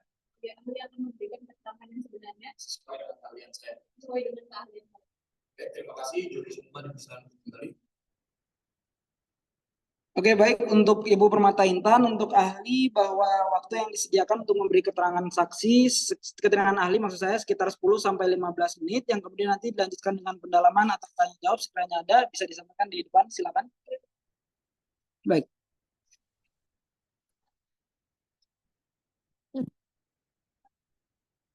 Terima kasih Yang Mulia, perkenalkan nama saya Permata Intan Maharani sebagai ahli hukum tata negara dari Universitas Atmajaya Jakarta yang memiliki ketertarikan dan pengalaman mendalam mengenai hukum pemilu. Sebelumnya izinkan saya menyampaikan bahwa penjelasan pasal 280 ayat 1 huruf H Undang-Undang Nomor 7 Tahun 2017 menyatakan fasilitas pemerintah, tempat ibadah dan tempat pendidikan dapat digunakan jika peserta pemilu hadir tanpa atribut kampanye pemilu atas undangan dari pihak penanggung jawab fasilitas pemerintah, tempat ibadah, dan tempat pendidikan. Bahwa penjelasan tersebut telah menghalangi atau mengurangi hak para pemohon untuk mendapatkan keadilan substantif dalam memilih, sebab akan membatasi hak para pemohon untuk mengikuti kampanye seluruh peserta pemilu. Karena para pemohon sudah pasti tidak akan dapat mengakses kampanye di seluruh tempat ibadah, kecuali di tempat ibadah berdasarkan agama para pemohon. Potensi ini jelas akan merugikan hak konstitusional para pemohon, khususnya dalam kebebasan dan keadilan dalam memilih calon. Namun pada penjelasan pasal yang sama, justru memberikan ruang agar dapat menggunakan fasilitas pemerintah, tempat ibadah, dan tempat pendidikan untuk kepentingan kampanye dengan syarat jika peserta pemilu hadir tanpa atribut kampanye pemilu atas undangan dari pihak penanggung jawab. Di sini membuat adanya kontradiksi interminis antara norma pasal dengan penjelasannya akuo dalam batas penalaran yang wajar. Menurut para pemohon telah menimbulkan kerugian hak konstitusional karena mengakibatkan ketidakpastian yang hukum dalam larangan kampanye menggunakan fasilitas pemerintah, tempat ibadah, dan tempat pendidikan. Penjelasan pasal tersebut juga bertentangan dengan asas adil dalam pemilu, karena adanya pengecualian terhadap larangan penggunaan fasilitas pemerintah, tempat ibadah, dan tempat pendidikan yang justru akan menyebabkan perlakuan yang sama dalam konteks penerapan asas adil dalam pemilu menjadi mustahil diwujudkan. Kerugian hak konstitusional yang dimaksud tersebut bersifat spesifik terkait dengan hak untuk memilih yang dimiliki oleh pemohon 1 dan terkait dengan pemohon 2 lebih pada pemenuhan dan perlindungan hak sebagai pemilih untuk berkompetisi secara adil dalam proses pemilu. Sehingga anggapan kerugian hak konstitusional para pemohon tersebut secara potensial dapat dipastikan terjadi, karena dapat menimbulkan ketidakpastian hukum dan melanggar asas penyelenggaraan pemilu yang adil. Berdasarkan original pembentukan Undang-Undang Nomor 7 Tahun 2017, mayoritas fraksi pada dasarnya tetap menghendaki kampanye dengan menggunakan fasilitas pemerintah, tempat ibadah, dan tempat pendidikan adalah dilarang. Namun, masih diperbolehkan menghadiri undangan di tempat ibadah atau tempat pendidikan sepanjang mendapatkan undangan dan bukan dalam rangka atau agenda kampanye. Akan tetapi, penjelasan pasal akuo justru berbeda dan bertentangan dengan materi pokok dalam batang tubuh. Pemilu merupakan salah satu mekanisme sentral dalam sistem demokrasi modern yang memungkinkan warga negara berpartisipasi secara aktif dalam proses politik dengan memilih wakil mereka untuk menjalankan pemerintahan. Sebab pemilu mencerminkan prinsip fundamental akibat kekuasaan politik yang berasal dari rakyat, dan digunakan untuk merepresentasikan kehendak rakyat. Secara umum, pengaturan terkait pemilu dalam pasal 22E Undang-Undang 1945 telah menentukan prinsip-prinsip pelaksanaan pemilu. Sementara itu, perihal peraturan yang lebih detail dan teknis diatur dalam peraturan perundang-undangan yang lebih rendah. Hal ini sekaligus memberikan ruang kepada pembentukan undang-undang dan penyelenggara pemilu dalam menentukan aturan main yang lebih rinci. Lalu secara historis, pengaturan larangan kampanye pada pasal 280 telah diatur paling tidak sejak era reformasi. Bahkan telah pula diatur sanksi pidana jika terjadi pelanggaran atas larangan tersebut secara seksama. Norma pasal 280 mengutip kembali norma pasal 299 Undang-Undang Nomor 8 Tahun 2012 yang sama-sama menentukan larangan bagi pelaksana peserta dan tim kampanye untuk melakukan kampanye menggunakan fasilitas pemerintah, tempat ibadah, dan tempat pendidikan. Bahkan terhadap larangan dalam pasal 280 ayat 1 huruf H tersebut ditentukan sanksi yaitu dipidana dengan pidana penjara paling lama 2 tahun dan denda paling banyak 24 juta rupiah. Masalahnya, apakah sanksi pidana tersebut dapat diterapkan secara efektif? Karena dalam penjelasan pasal tersebut ditemukan adanya unsur pengecualian. Jadi berdasarkan penjelasan tersebut, menurut saya sebagai ahli, penjelasan pasal 280 ayat 1 huruf H Undang-Undang Nomor 7 Tahun 2017 tentang pemilihan umum bertentangan dengan pasal 22E ayat 1, pasal 28D ayat 1, dan pasal 31 ayat 3 Undang-Undang Dasar Negara Republik Indonesia tahun 1945. Demikian pemaparan dari saya, lebih kurangnya saya mohon maaf, Majelis Hakim yang terhormat. Baik, terima kasih ahli Permata Intan. Kemudian untuk selanjutnya, silakan kalau ada hal yang perlu didalami atau ditanyakan, tapi ya ingat waktu seperti yang disampaikan oleh Majelis Hakim tadi. Untuk kemudian selanjutnya dari kuasa pemohon sendiri, apakah ingin bertanya kepada ahli? Baik, Yang Mulia, pertanyaan dari saya kepada ahli Intan mengenai pasal 22E ayat 1 Undang-Undang Negara Republik Indonesia 1945 yang menyatakan bahwa pemilu dilaksanakan secara langsung, umum, bebas, rahasia, jujur, dan adil setiap 5 tahun sekali, tepatnya pada asas adil. Apakah dengan adanya penjelasan pasal 280 ayat 1 huruf H Undang-Undang Pemilu merugikan hak konstitusional para pemohon atau tidak? Oke, baik, terima kasih dari kuasa pemohon. Cukup ya dari kuasa pemohon? Cukup. Selanjutnya dari pihak DPR, apakah ingin bertanya? Cukup. Dari pemerintah cukup juga. Oke, langsung saja dari meja hakim. Yang Mulia Pak Hendru, silakan. Terima kasih Ketua Majelis.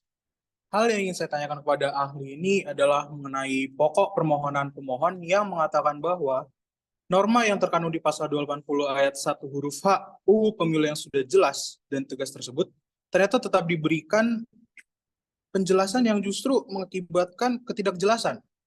Hal ini terjadi karena dimasukkannya norma baru dengan cara memperluas pengertian norma, di mana perluasan yang dilakukan justru bertentangan dengan materi pokoknya, sehingga mengakibatkan terjadinya kontradiksi interminis, yaitu pertentangan antara penjelasan pasal dan normanya sendiri. Nah, pertanyaan saya, menurut saudara ahli, apakah penjelasan pasal 280 ayat 1 huruf H ini mengakibatkan terjadinya kontradiksi interminis, yaitu pertentangan penjelasan pasal dengan normanya sendiri? Oke, baik. Terima kasih Yang Mulia Pak Andrew. Silakan pertanyaan selanjutnya. Yang Mulia Ibu Asri, silakan. Saya langsung saja ya, Bu. Jadi begini, kalau tadi Ibu jelaskan bahwa hak konstitusional berupa hak untuk memilih dan dipilih yang dapat dirugikan karena adanya penjelasan pada pasal 280 ayat 1 huruf H, karena pembolehan kampanye di tempat ibadah akan membatasi hak para pemohon untuk mengikuti kampanye seluruh peserta pemilu, karena para pemohon sudah pasti tidak akan dapat mengakses kampanye di seluruh tempat ibadah, kecuali di tempat ibadah berdasarkan agama pemohon 1, yaitu gereja Protestan, dan pemohon 2, vihara. Potensi ini jelas akan merugikan hak konstitusional para pemohon, khususnya dalam kebebasan dan keadilan dalam memilih calon.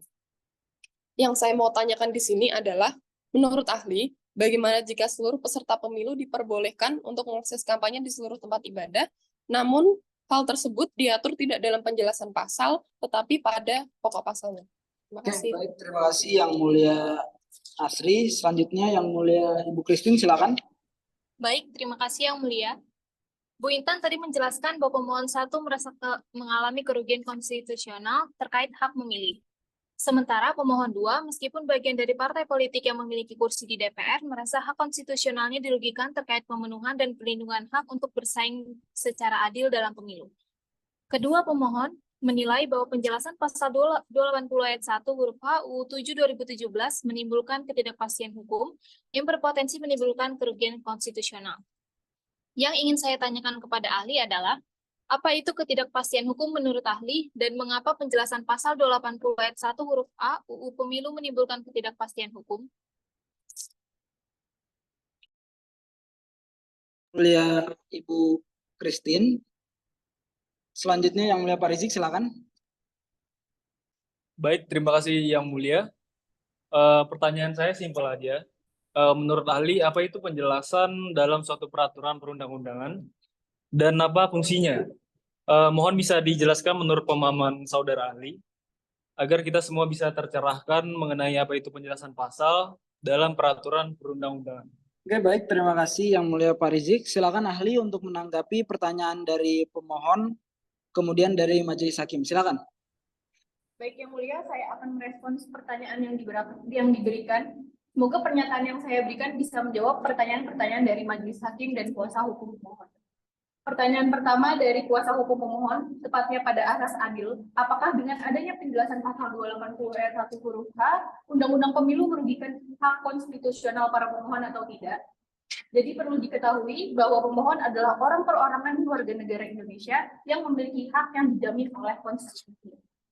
Dalam hal ini berupa hak atas persamaan kedudukan di dalam hukum, hak atas pengakuan, jaminan, perlindungan, kepastian hukum yang adil, perlakuan yang sama di hadapan hukum, dan hak atas pelaksanaan pemilu yang dilaksanakan secara bebas dan adil, sebagaimana dijamin dalam pasal 27 ayat 1, pasal 22E ayat 1, dan pasal 28D ayat 1 Undang-Undang Dasar Negara Republik Indonesia tahun 1945.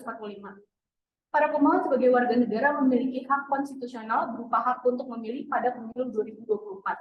Hak untuk memilih secara substantif adalah terpenuhinya keadilan bagi para pemohon dalam memilih calon yang benar, diyakini, dan dipercaya berdasarkan informasi yang mereka terima. Bahwa terpenuhinya hak memilih secara substantif tersebut hanya bisa dicapai jika secara prosedur tahapan pemilu menjamin terpenuhinya keadilan dalam memilih.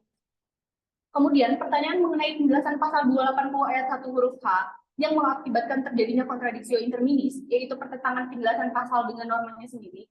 Jadi bisa diketahui bahwa pada pasal tersebut tegas melarang berkampanye dengan menggunakan fasilitas pemerintah di tempat ibadah dan di tempat pendidikan. Namun di sisi lain, penjelasan pasal tersebut justru memperbolehkannya dengan syarat hadir tanpa atribut kampanye atas undangan dari pihak penanggung jawab. Adanya dua ketentuan yang mengatur secara berbeda telah mengakibatkan norma hukum menjadi tidak pasti. Ketidakpastian hukum ini telah melanggar hak konstitusional para pemohon yang dijamin di dalam pasal 28D ayat 1 Undang-Undang 1945. Penjelasan pasal 280 ayat 1 huruf H justru memberikan ruang agar dapat menggunakan fasilitas pemerintah, tempat ibadah, dan tempat pendidikan untuk kepentingan kampanye dengan syarat jika peserta pemilu hadir tanpa atribut kampanye pemilu atas undangan dari pihak penanggung jawab. Adanya kontradiksi interminis telah menimbulkan kerugian hak konstitusional sebagai pemilih dan atau sebagai calon anggota DPRD Provinsi DKI Jakarta karena mengakibatkan ketidakpastian hukum. Pun hal ini ada kaitannya dengan yang mulia Hakim Rizik tanyakan, bahwa dalam Undang-Undang Nomor 12 Tahun 2011, fungsi penjelasan sebagaimana yang diatur di dalam lampirannya hanyalah untuk memperjelas norma dalam batang tubuh jika memang masih dianggap belum atau kurang jelas. Namun dengan syarat penjelasannya tidak boleh mengakibatkan norma di batang tubuh justru menjadi tidak jelas. Lampiran undang-undang tersebut juga memberikan pedoman dalam pembuatan rumusan penjelasan pasal demi pasal, bahwa penjelasan pasal tidak boleh bertentangan dengan norma pokok dan tidak boleh memperluas dan atau menambah pengertian normanya. Kemudian terkait peserta pemilu yang diperbolehkan untuk mengakses kampanye di seluruh tempat ibadah yang diatur hanya pada pokok pasalnya. Menurut pendapat saya, hal ini dapat dilakukan ketika pembolehan kampanye di tempat ibadah diatur dalam bunyi pasal. Dan dalam implementasinya diharapkan seluruh calon memiliki kesempatan yang sama untuk melakukan kampanye di seluruh tempat ibadah. Dan pada prakteknya, perlu diawasi agar tidak terjadi politik identitas. Kemudian yang terakhir mengenai ketidakpastian hukum dan mengapa penjelasan pasal 280 ayat 1 huruf H menimbulkan ketidakpastian hukum. Ketidakpastian hukum merupakan salah satu nilai dasar hukum yang mengharapkan agar hukum dibuat dengan jelas dan tertulis. Keberadaan asas ini penting untuk menjamin kejelasan dari produk hukum positif dan melindungi pencari keadilan dari tindakan sewenang-wenang. Penalaran hukum yang baik harus menciptakan kepastian. Ketidakpastian hukum bisa muncul ketika hukum tidak diterapkan secara konsisten atau ketika ada ambiguitas dalam norma-norma yang ada. Ketidakpastian dapat mengarah pada keraguan dalam pelaksanaan hukum. Dalam perkara Akuo, terlihat bahwa dengan adanya penjelasan pasal 280 ayat 1 huruf H, memberikan adanya ambiguitas norma-norma dan mengarah pada keraguan dalam pelaksanaan hukum. Jadi, ketidakpastian hukum adalah isu kompleks yang melibatkan berbagai aspek, mulai dari penerapan norma hingga interaksi antara lembaga legislatif. Tanpa kepastian hukum, sistem hukum dapat menjadi cacat, menimbulkan keraguan, dan konflik antara norma-norma yang ada. Jadi menurut saya, ini cukup menjelaskan jawaban dari pertanyaan Majelis Hakim yang mulia dan kuasa hukum para pemohon. Mohon maaf apabila ada penyampaian kata-kata yang salah. Terima kasih. Wassalamualaikum warahmatullahi wabarakatuh. Baik, terima kasih ahli pemohon Intan. Silakan bisa kembali ke tempat. Selanjutnya ahli pemohon yang kedua atas nama Peter Gabriel, apakah betul? Betul yang mulia, ahli kami yang kedua atas nama Peter Gabriel. Baik, silakan ahli bisa maju ke depan ke tengah sini. Dimohon untuk dibantu pelaksanaan sumpah yang mulia Alifka, kemudian dibantu oleh juru sumpah. Silakan bisa ke depan juru sumpah.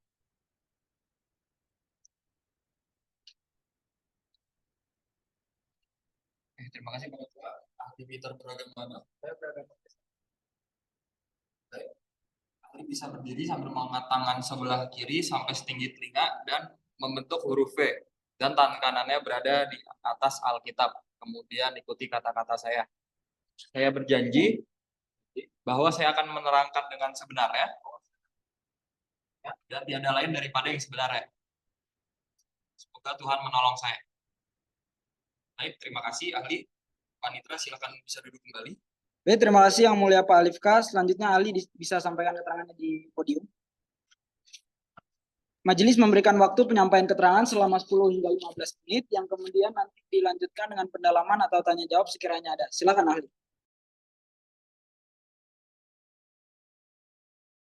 Dari pakar Hukum Pemilu Universitas Indonesia dikemukakan oleh Harmail Ibrahim bahwa pemilu adalah sebuah proses yang digunakan untuk menentukan calon pemimpin yang akan mewakili mereka di Badan Perwakilan Rakyat.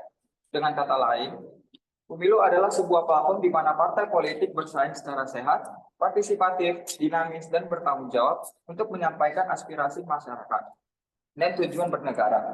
Berdasarkan pasal 1 nomor 1 Undang-Undang nomor 1 tahun 2011 tentang penyelenggaraan pemilihan umum, pemilu adalah alat pelaksanaan kedaulatan rakyat yang dijalankan secara langsung, universal, bebas, dan rahasia.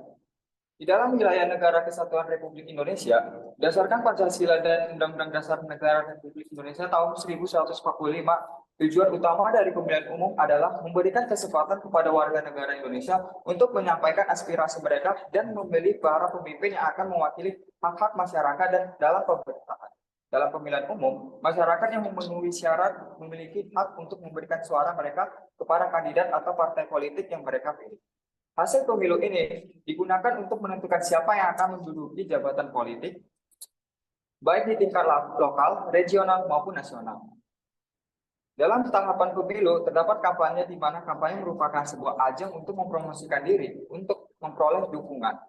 Menjelang tahun pemilu, mahasiswa kerap menjadi target politikus untuk mendapatkan dukungan saat pemilihan. Banyak politikus yang datang ke universitas untuk mencari nama terhadap para mahasiswa dan mahasiswa. Padahal, tindakan tersebut secara tidak langsung bisa dinilai sebagai kampanye. Pemilu adalah cara rakyat untuk menjalankan kedaulatannya agar berjalan baik. Pemilu harus dilaksanakan dengan prinsip luber jurdil, langsung, umum, bebas, rahasia, jujur, dan adil. Kampanye adalah bagian penting dari pemilu. Menurut aturan KPU, kampanye adalah kegiatan peserta pemilu untuk meyakinkan pemilih dengan menjelaskan visi, misi, dan program mereka.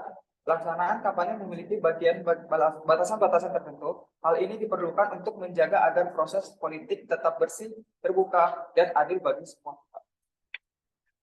Seiring perkembangannya teknologi, metode kampanye di Indonesia kini mencakup penggunaan media sosial. Hal ini diatur dalam pasal 275 ayat 1 Undang-Undang Nomor 7 Tahun 2017.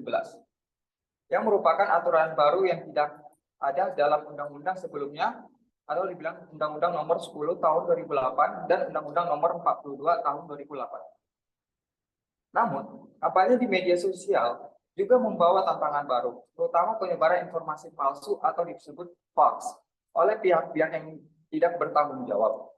Berdasarkan Undang-Undang Nomor 6 Tahun 2020, pelaku kampanye hitam dapat dikenakan sanksi pidana setelah terbukti melakukan pelanggaran dalam pemilihan kepala daerah. Penjelasan pasal 280 ayat 1 huruf H menimbulkan ketidakpastian hukum yang merugikan pemilih dan calon anggota DPRD Provinsi DKI Jakarta. Masalahnya terletak pada pertentangan antara isi pasal dengan penjelasannya, atau disebut contradiction inter minutes. Di satu sisi, pasal tersebut secara tegas melarang penggunaan fasilitas pemerintah, tempat ibadah, dan tempat pendidikan untuk kampanye tanpa pengusahaan. Namun, dalam penjelasannya, dan tidak menggunakan atribut. Penjelasannya justru memberikan pengecualian jika ada undangan dari penanggung jawab dan tidak menggunakan atribut kampanye. Ada masalah dalam pasal 280 ayat 1 huruf A Undang-Undang Nomor 7 Tahun 2017. Pasal ini memiliki pertentangan antara aturan hukum utama dan penjelasannya yang menimbulkan kebingungan dalam penerapannya. Di dalam pasal, penggunaan fasilitas pemerintah, pendidikan, dan tempat ibadah untuk kampanye dilarang keras. Namun anehnya, dalam penjelasan pasal justru memberikan pengecualian bahwa kegiatan bisa dilakukan tanpa atribut kampanye. Celah hukum ini bisa disalahgunakan, terutama oleh pertahanan. Mereka bisa menggunakan fasilitas pemerintah dengan dalih tidak sedang berkampanye, meski sebenarnya sedang mencari dukungan. Salah satu contoh pelanggaran kampanye dalam penggunaan fasilitas pemerintah adalah H. Subarna, adalah seorang pertahanan calon anggota DPR RI pada pemilu legislatif 17 April 2019. Pelanggaran tersebut di mana H. Subarna telah menggunakan masa reses dipergunakan untuk berkampanye dengan bentuk pembagian bahan kaos dan kalender di tengah pemaparan materi kinerja dan pembangunan di depan warga. Dari kasus ini akan terulang kembali apabila norma dan penjelasan pada pasal 280 ayat 1 huruf A tetap dipertahankan dan tidak diuji ke Mahkamah Konstitusi. Jadinya, asas penyelenggaraan pemilu harus dilaksanakan secara dalil. Definisi adil dalam penyelenggaraan pemilu adalah perlakuan yang sama terhadap peserta pemilu dan pemilih, tanpa adanya pengistimewaan ataupun diskriminasi terhadap peserta atau pemilih tertentu. Maka dari itu, demi terhindarnya dari perlakuan pengistimewaan ataupun diskriminasi, maka pemohon mengajukan permohonan ke Mahkamah Konstitusi untuk dapat meluruskan penyelenggaraan pemilu yang ideal sebagaimana dijelaskan pada konstitusi. Oke, baik Ali, karena waktu telah habis, Terima kasih ahli atas keterangannya. Kemudian selanjutnya dari pihak DPR, apakah ingin bertanya kepada ahli? Cukup ya? Pihak pemerintah apakah ingin bertanya? Cukup juga. Oke, baik. Langsung kepada kuasa hukum pemohon, apakah ada yang ingin ditanyakan? Ada yang mulia. Saya ingin bertanya kepada ahli Peter. Pertanyaan saya sederhana saja. Kita ketahui bahwa terdapat asas adil dalam pelaksanaan pemilu. Menurut saudara ahli, asas adil pada pemilu penerapannya seperti apa? Dan apakah dengan adanya penjelasan pasal 280 ini, asas adil dalam pemilu telah tercapai? Terima kasih. Oke, baik. Selanjutnya dari kuasa pemohon, cukup ya? Lanjut ke meja hakim. Apakah ada yang ingin bertanya kepada ahli Peter? Silakan kalau ada. Saya Pak Ketua. Ya, silakan. Saya ingin bertanya kepada ahli Peter mengenai apakah ada potensi tidak netralnya presiden atau kepala daerah dalam pelaksanaan kampanye tersebut yang tentunya akan mencederai sekaligus melemahkan prinsip-prinsip kedaulatan rakyat sebagaimana yang diatur pasal 1 ayat 2 Undang-Undang Dasar Negara Republik Indonesia tahun 45. Baik, terima kasih Yang Mulia Son. Selanjutnya ada yang ingin bertanya lagi? Cukup ya? Oke, baik, dikarenakan sudah tidak ada lagi pertanyaan kepada ahli, silakan untuk menanggapi pertanyaan-pertanyaan yang diberikan. Silakan. Oke, saya akan menanggapi pertanyaan pertama dari Bu Farah, yaitu asas adil pada pemilu penerapannya seperti dan apakah dengan adanya penjelasan pasal 280 ini asas adil dalam pemilu telah tercapai. Asas adil merupakan bagian dari akronim lubar jurdil, di mana lubar mencakup prinsip langsung, umum, bebas, dan rahasia, sedangkan jurdil mencakup prinsip jujur dan adil. Keenam asas ini menjadi pedoman utama dalam pelaksanaan pemilu di Indonesia dengan tujuan untuk menciptakan proses demokrasi yang transparan dan akuntabel. Asas adil sangat penting dalam menjaga integritas pemilu dan memastikan bahwa hasil pemilu mencerminkan kehendak rakyat. Dengan adanya asas ini, diharapkan dapat mengurangi potensi kecurangan dan meningkatkan kepercayaan masyarakat terhadap proses demokrasi. Hal ini juga membantu menciptakan lingkungan politik yang sehat, di mana semua pihak dapat bersaing secara fair. Penjelasan pasal 280 ayat 1 huruf H Undang-Undang Pemilu juga merugikan hak konstitusional para pemohon untuk mendapatkan keadilan dalam penyelenggaraan pemilu sehingga melanggar asas-asas pemilu yang tertuang di pasal 22E ayat 2 UUD NRI 1145 khususnya asas adil. Bahwa asas adil di penjelasan umum Undang-Undang Pemilu menerapkan setiap pemilih dan partai politik peserta pemilu mendapatkan perlakuan yang sama serta bebas dari kecurangan dari pihak manapun. Bahwa perlakuan yang sama untuk mewujudkan keadilan dan dalam kampanye dengan menggunakan fasilitas pemerintah, tempat ibadah, dan tempat pendidikan mustahil diwujudkan, sehingga seharusnya tetap dilarang. Karena yang pertama, penggunaan fasilitas pemerintah tidak akan merata terhadap semua partai politik dan caleg. Dan yang kedua, penggunaan tempat ibadah jelas tidak akan adil bagi caleg yang berlatar belakang non-muslim dan partai politik yang berciri nasionalis dan kerakyatan. Dan yang ketiga, penggunaan tempat pendidikan jelas tidak akan adil bagi caleg yang berlatar belakang pendidikannya hanya tingkat SLTA atau sederajat. Kemudian saya akan menjawab pertanyaan dari Yang Mulia Son mengenai potensi ketidaknetralan presiden atau kepala daerah. Sesungguhnya dengan diperbolehkan menggunakan fasilitas pemerintah untuk kampanye akan membuat pemerintah sulit untuk bersikap netral kepada semua peserta pemilu. Sebab sebagaimana kita ketahui bersama, presiden atau kepala daerah walaupun dipilih secara langsung oleh rakyat, namun pencalonannya tetap diusung dan diusulkan oleh partai politik atau gabungan partai politik. Dengan dibukanya fasilitas pemerintah, dikhawatirkan presiden atau kepala daerah hanya akan memberikan fasilitas itu kepada peserta pemilu yang menjadi pengusung dan pendukungnya saja. Bahwa potensi tidak netralnya presiden atau kepala daerah dalam pelaksanaan kampanye tersebut tentunya akan mencederai sekaligus melemahkan prinsip-prinsip kedaulatan rakyat sebagaimana yang diatur dalam pasal 1 ayat 2 UUD NRI 1145. Sebab presiden atau kepala daerah pada dasarnya merupakan perwujudan dari kedaulatan rakyat karena dipilih secara langsung oleh rakyat. Sebagai perwujudan kedaulatan rakyat, maka presiden atau kepala daerah seharusnya mewakili kepentingan seluruh rakyat, sehingga tidak boleh berpihak atau memberikan dirinya dimanfaatkan dan digunakan oleh salah satu kekuatan politik. Berdasarkan uraian tersebut telah terbukti bahwa potensi ketidaknetralan pemerintah dalam kampanye pemilu itu akan melemahkan prinsip-prinsip kedaulatan rakyat. Karena pemerintah tidak akan lagi mempresentasi kepentingan seluruh rakyat, melainkan kepentingan salah satu golongan. Demikian tanggapan saya atas pertanyaan yang telah diberikan. Sekiranya keterangan dan penjelasan saya bermanfaat dalam perkara ini. Terima kasih. Ya baik, terima kasih ahli Peter. Silakan bisa kembali ke tempat. Majelis mengucapkan terima kasih atas keterangan yang telah diberikan oleh ahli pemohon sekaligus pada para pihak yang hadir. Sekali lagi terima kasih. Kemudian untuk selanjutnya karena DPR dan pemerintah tidak mengajukan ahli, maka selanjutnya kita akan masuk ke dalam sidang pembacaan putusan yaitu hari Senin 19 Agustus 2024 jam 13.00 sampai 14.00 WIB. Tolong panitia dicatat. Baik, dengan demikian sidang selesai dan ditutup.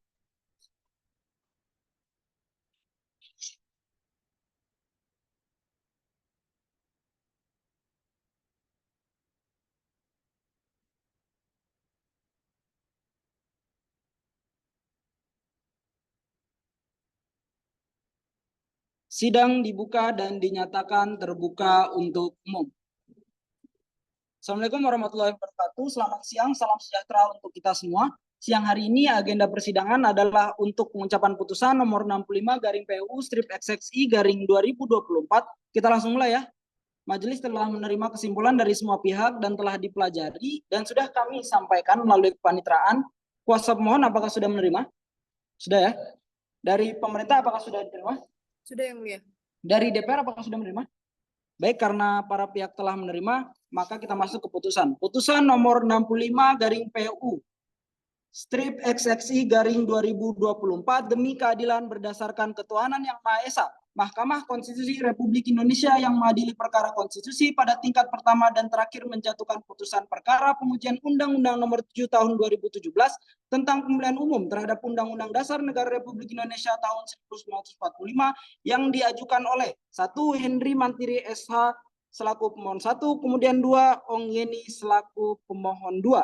Berdasarkan surat kuasa khusus tertanggal 25 Mei 2024 telah memberi kuasa kepada Habib Saifuddin SHMH dan kawan-kawan. Selanjutnya pemohon 1 dan 2 disebut sebagai para pemohon. Membaca permohonan para pemohon, mendengarkan keterangan para pemohon, memeriksa bukti-bukti para pemohon, duduk perkara, dan seterusnya dianggap telah dibacakan. Pertimbangan hukum kewenangan mahkamah berwenang mengadili permohonan akuo. 3.3, 3.4, 3.5 dianggap telah dibacakan. Mahkamah berpendapat bahwa para pemohon memiliki kedudukan hukum untuk mengajukan permohonan akuo. Pokok permohonan menimbang bahwa dalam mendalilkan inkonstitusionalitas frasa fasilitas pemerintah, tempat ibadah dan tempat pendidikan dapat digunakan jika peserta pemilu hadir tanpa atribut kampanye atas undangan dari pihak penanggung jawab fasilitas pemerintah, tempat ibadah, dan tempat pendidikan. Dalam penjelasan pasal 280 ayat 1 huruf H Undang-Undang Nomor 7 Tahun 2017, para pemohon mengemukakan dalil-dalil permohonan yang pada pokoknya sebagai berikut. Dalil para pemohon selengkapnya telah dimuat dalam bagian duduk perkara dan dianggap telah dibacakan. Konklusi, berdasarkan penilaian atas fakta dan hukum sebagaimana diuraikan di atas, Mahkamah berkesimpulan, Mahkamah berwenang mengadili permohonan akuo. Para pemohon memiliki kedudukan hukum untuk mengajukan permohonan akuo. Pokok permohonan para pemohon beralasan menurut hukum untuk sebagian berdasarkan Undang-Undang Dasar Negara Republik Indonesia tahun 1945 dan seterusnya. Amar putusan.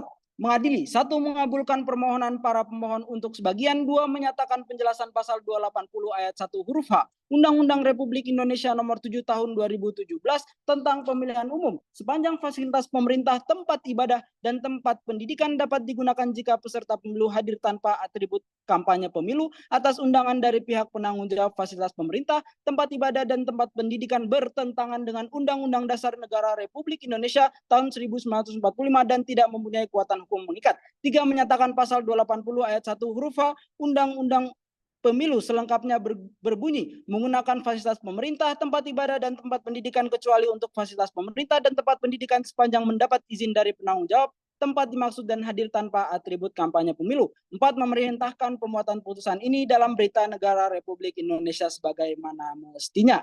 Demikian diputus dalam rapat permusyawaratan hakim oleh 7 hakim konstitusi, yaitu Galang Fadilah selaku ketua merangkap anggota, Son Junior Estomihi, Christine T. Purba, Asri Suryaning Tias, Alif K. Herlianda Putra, Andreu Samuel Hot, Sahalatua Pandiangan, dan Muhammad Rizik masing-masing sebagai anggota pada hari Senin tanggal 26 bulan Agustus tahun 2024 yang diucapkan dalam sidang pleno Mahkamah Konstitusi terbuka untuk umum pada hari Senin tanggal 15 bulan Agustus tahun 2024 selesai diucapkan pukul 14.00 WIB oleh 7 hakim konstitusi dengan dibantu oleh Maulana Zidan Zakaria sebagai panitera pengganti dengan dihadiri oleh para pemohon atau kuasanya, Dewan Perwakilan Rakyat atau yang mewakili, dan Presiden atau yang mewakili.